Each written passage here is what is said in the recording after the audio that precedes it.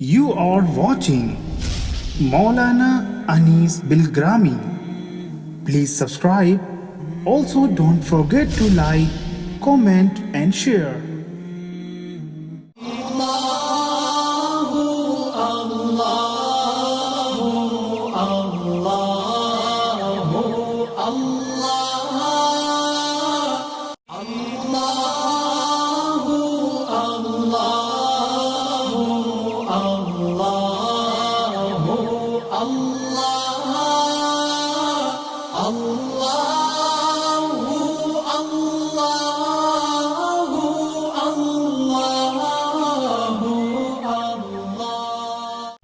السلام علیکم ورحمۃ اللہ وبرکاتہ۔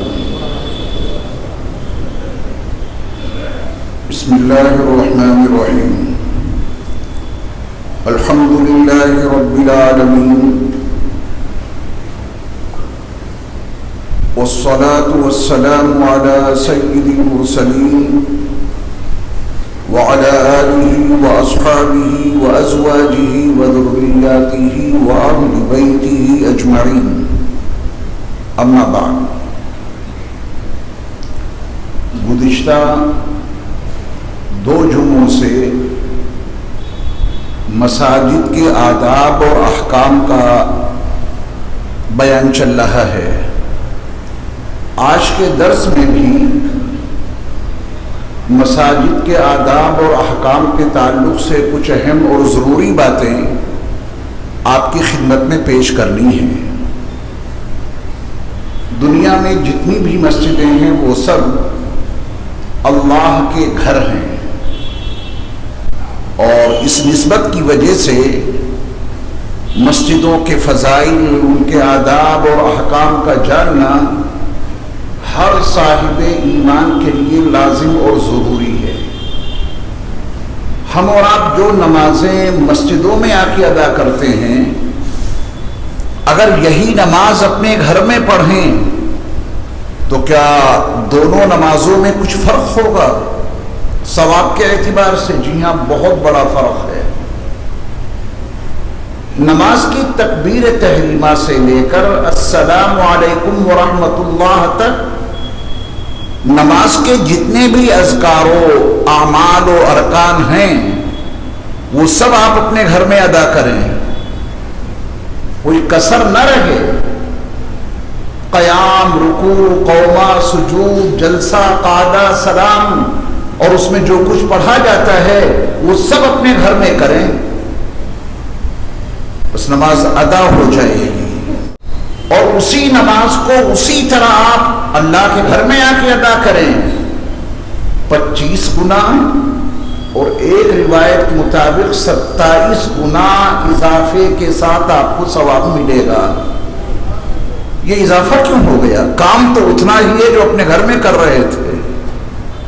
وہی نماز جو آپ اپنے گھر میں برپا کریں، بس نماز ادا ہو جائے گی، اور اسی طرح کی وہ نماز آپ مسجدوں میں جا کے پڑھیں تو اس نماز کے بالمقابل 25 گنا ثواب زیادہ۔ اور یہ تو عام مسجدوں کا ثواب میں نے بتایا۔ اگر جامع مسجد میں جا کے آپ وہ نماز ادا کریں، اور جامع مسجد وہ ہے جہاں جمعے کی نماز ادا ہوتی ہو، تو پھر آپ کو اسی ایک نماز کا ثواب 500 نمازوں کے برابر ملے گا۔ اور اسی نماز کو آپ مدینہ المنورہ میں جا کر مسجد نبوی میں ادا کریں تو ابن ماجہ کی روایت کے مطابق اسی نماز کا ثواب 50,000 نمازوں کے برابر ملے گا۔ نماز وہی ہے، آپ اسے مکہ المکرمہ میں جا کر مسجد الحرام میں ادا کریں تو اسی ایک نماز کا ثواب 1,00,000 نمازوں کے برابر ملے گا۔ یہ اضافہ کیوں ہو رہا ہے؟ مقام کی نسبت کی بنیاد پر۔ ایک جملہ یاد رکھیے گا، زندگی کے ہر شعبے میں بہت کام آئے گا۔ جہاں جتنی زیادہ فضیلت ہوگی وہاں کے اتنے ہی زیادہ آداب و احکام ہوں گے۔ یہ ممکن نہیں کہ کسی مقام پر فضائل تو زیادہ ہوں اور آپ وہاں وقت گزاریں ویسے جیسے اپنے گھر میں چوپال میں بیٹھک میں ڈرائنگ روم میں اپنا وقت گزارتے ہیں.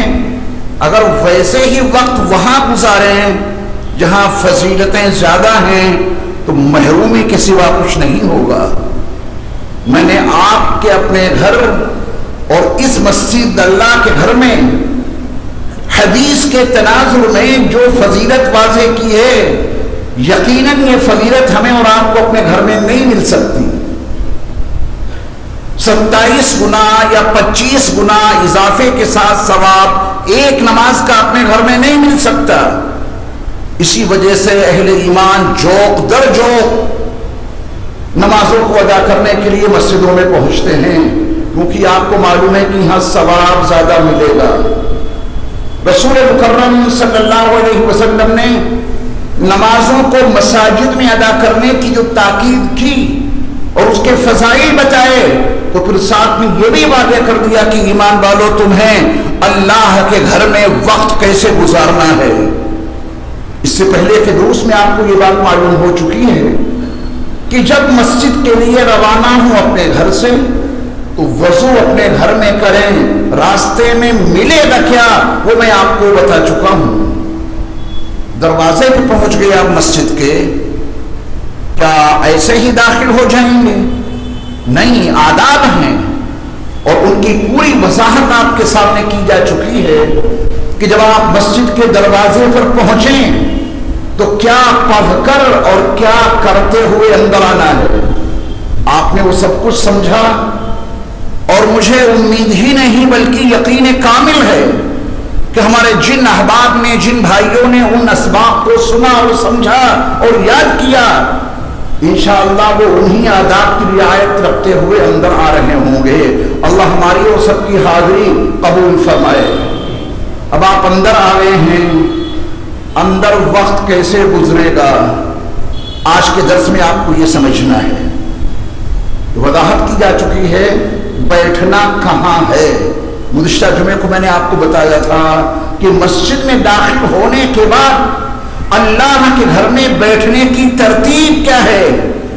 اپنی من مرضی کو پیروں کے نیچے کچل دیجئے. یہ آپ کا گھر نہیں ہے، یہ اللہ کا گھر ہے اور اللہ کے گھر میں رسول اللہ نے جیسے بیٹھنے کا طریقہ اور ترتیب عطا کی ہے اس کے مطابق آپ کو بیٹھنا ہے. کریں گے کوشش؟ رحمت کے دروازے کھلواؤ، اندر آ جاؤ، یہاں سے رحمتوں سے اپنے دامن بھر کے جاؤ. یہ دامن رحمتوں سے بھرے گا کب؟ جب اللہ کے گھر میں رسول اللہ کی ترتیب کے مطابق بیٹھیں گے. پہلی سب خالی ہے، دوسری بھی خالی ہے. وہ دروازوں کے پاس کون لوگ ہیں جو بیٹھتے ہیں؟ ہمیں میں سے کچھ لوگ ہیں، یہ بیچارے وہ لوگ ہیں جنہوں نے کبھی مسجد میں آنے جانے اور وقت گزارنے کے آداب، احکام، مسائل رسول مکرم صلی اللہ علیہ وسلم کے عالی شان فرمودات کے تناظر میں کبھی سنے ہی نہیں. کیا ہے مسجد کے آداب، کیا ہے احکام. پوری مسجد کا اگلا حصہ خالی رہتا ہے، اگلی صفیں خالی رہتی ہیں اور وہ بیچارے لا علمی کی بنیاد پر وہاں بیٹھتے ہیں. اور صرف بیٹھتے نہیں ہیں، حلقہ لگاتے ہیں اور نہ جانے کون سی باتیں کرتے ہیں. آج میں آپ کو 2 حدیثیں سناؤں گا آج کے درس میں جن کا سیدھا تعلق اللہ کے گھر میں وقت گزارنے سے ہے. اللہ ہمیں اس کی توفیق عطا فرمائے.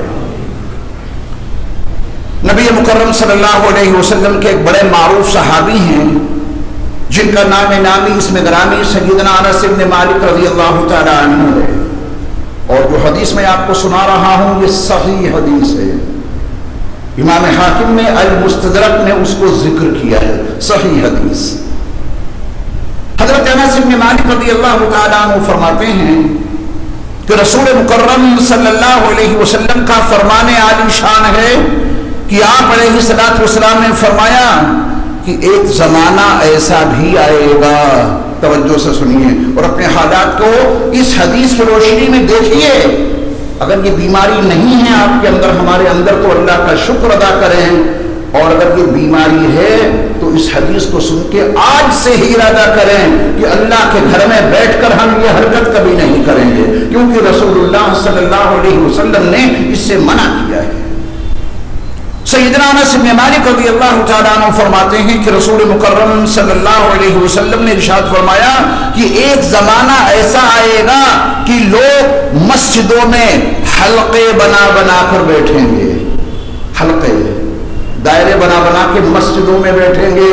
ایک زمانہ ایسا آئے گا، نبی نے تو اپنے صحابہ کی ایسی تربیت کر دی تھی کہ صحابہ جب مسجد میں پہنچتے تھے ان کا باطن تو بدلتا ہی بدلتا تھا، رب کعبہ کی قسم ان کا ظاہر بھی بدل جاتا تھا۔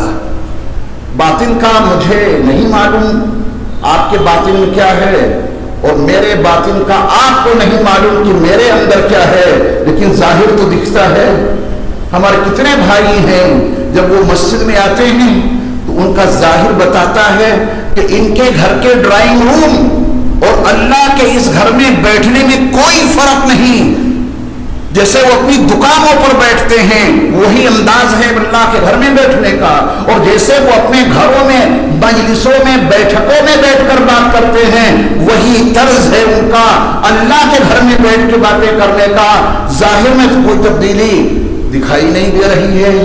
یہاں آنے کے بعد اللہ کا خوف، اللہ کا کوئی ڈر دل اور دماغ پر مسلط ہوا کہ نہیں؟ اللہ کے گھر میں آنے کے بعد ہمارے ظاہر میں کوئی تبدیلی آئی کہ نہیں؟ سنو اس حدیث کو، رسول اللہ صلی اللہ علیہ وسلم کا فرمانے عالی شان ہے، ایک زمانہ ایسا آئے گا کہ لوگ مسجدوں میں حلقے بنا کر بیٹھیں گے اور وہاں وہ باتیں کریں گے دنیا کی۔ اللہ کے گھر میں آئے تو ہیں لیکن دنیا کی باتوں میں لگے ہوئے ہیں، دنیا کو مقصود بنا کر دنیا داری میں مصروف عمل ہو گئے، اللہ کے گھر میں بیٹھ کر مجلسیں لگاتے ہیں، حلقے بناتے ہیں۔ رسول اکرم صلی اللہ علیہ وسلم کا صاف اعلان ہے، اللہ کو ایسے لوگوں سے کوئی سروکار نہیں، یعنی اللہ کی کوئی رحمت ان پر متوجہ نہیں ہوگی۔ یہ آ تو گئے ہیں اندر لیکن اللہ کی کسی رحمت کے یہ حقدار نہیں بن سکتے، کیونکہ یہ اللہ کے گھر میں بیٹھے ویسے ہیں جیسے اپنے گھروں میں بیٹھتے ہیں۔ رکھیں گے احتیاط، آپ ان حلقوں میں جا کے شامل ہوں گے، ان کے دائروں میں جا کے آپ بھی بیٹھیں گے، یا آپ کو ان سے دور رہنے کی ہدایت رسول اللہ صلی اللہ علیہ وسلم نے دی ہے؟ ذرا حدیث کے الفاظ دیکھیں، نبی صلی اللہ علیہ وسلم کا فرمانے عالی شان ہے، فَلَا تُجَالِسُوهُمْ، تم ان کے ساتھ نہ بیٹھنا، وہ تو ہو ہی رہے ہیں محروم، ایسے محروم انسانوں کے ساتھ بیٹھ کر تم خود کو محروم نہ کرنا۔ یہ رسول اللہ صلی اللہ علیہ وسلم کی ہدایت ہے، ان کے ساتھ تمہیں نہیں بیٹھنا ہے، ان کے حلقے لگے ہیں لگے رہنے دو، ان کی مجلسیں برپا ہیں برپا رہنے دو، وہ تو دنیا کی باتوں میں مصروف عمل ہیں، ان کو ذرہ برابر بھی اس کا احساس نہیں کہ وہ اپنے گھر کی بیٹھک میں ہیں یا اللہ کے گھر اور اللہ کی مسجد میں ہیں۔ فلا تجالسوہم، تم ان کے ساتھ نہ بیٹھنا، کہیں اور جانے کی ضرورت نہیں۔ یہ منظرنامے تقریباً ہر مسجد میں نظر آتے ہیں، ایسے مریض ہیں اللہ ان کو شفا عطا فرمائے، کچھ ایسے بیمار ہیں اللہ ان کو صحت عطا کرے۔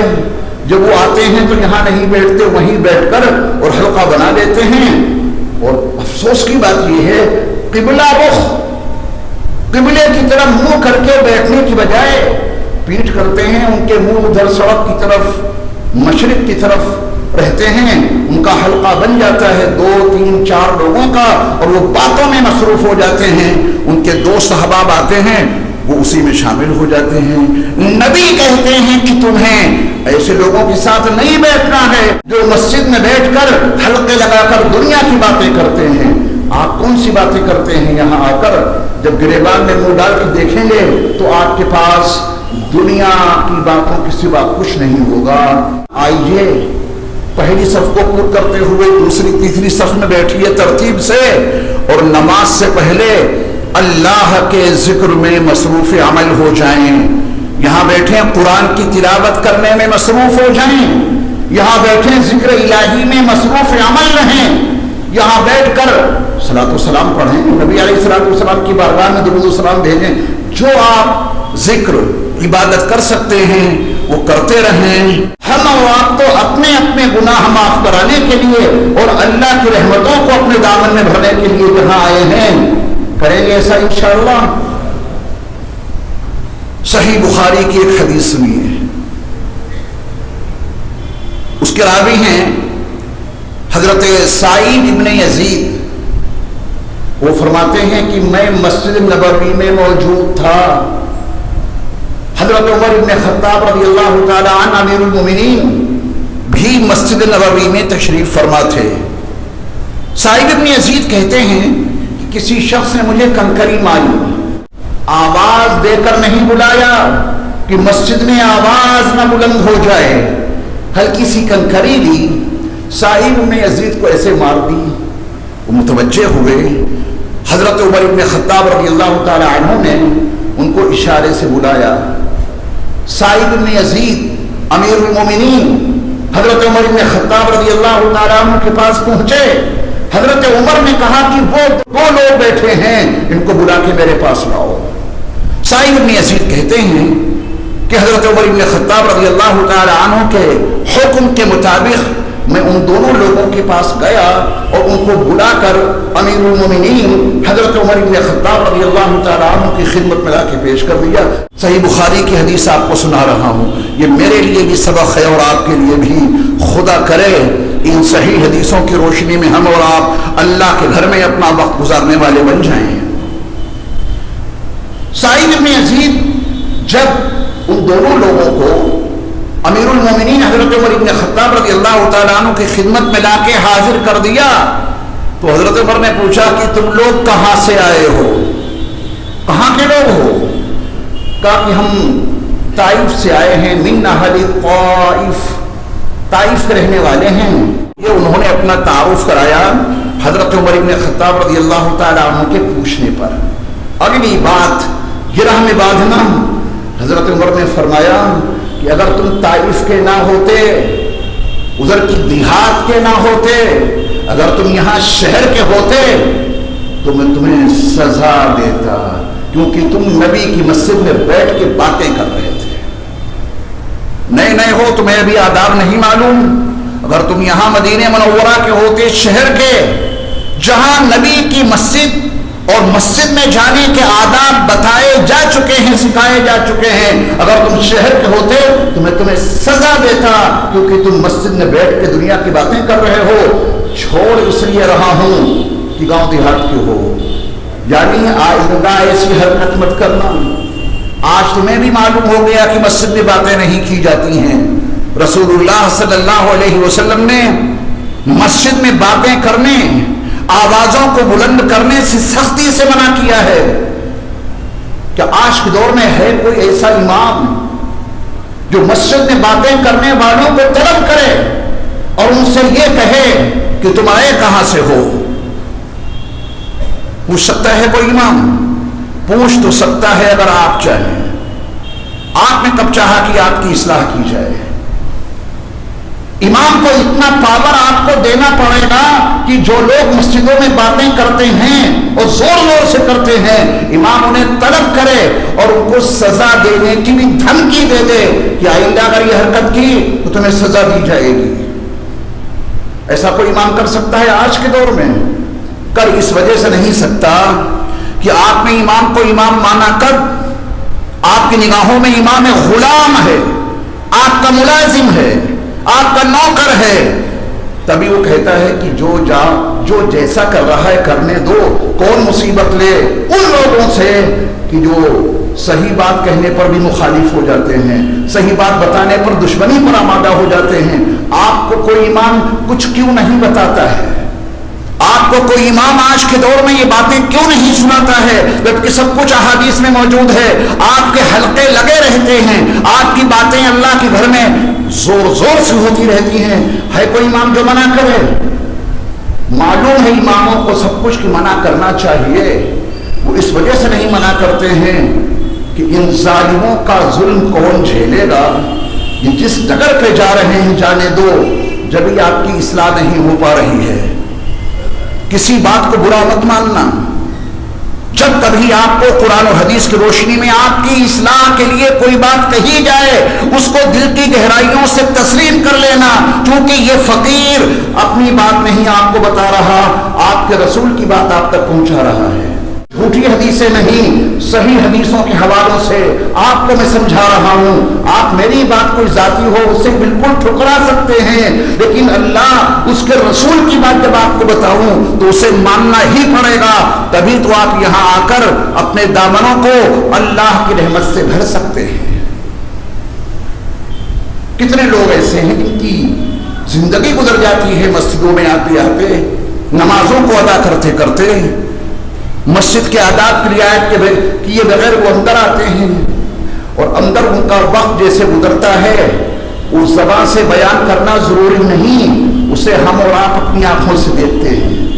اگر آپ سے کوئی مسجد میں بات کرنا بھی چاہے آپ منع کر دو، بات نہیں اشارے سے منع کر دو۔ نماز سے پہلے تو آپ نماز میں ہیں، رسول اللہ صلی اللہ علیہ وسلم نے وعدے کر دیا کہ جب ایمان والا مسجد میں آتا ہے تو نماز سے پہلے اس کا جتنا وقت گزرتا ہے وہ کس میں؟ نماز میں۔ ایک نماز با جماعت ہے، اس کے احکام الگ ہیں۔ آپ نماز سے پہلے ابھی بیٹھے ہیں، میرے مصطفیٰ فرماتے ہیں گویا کہ ابھی بھی تم نماز میں ہو۔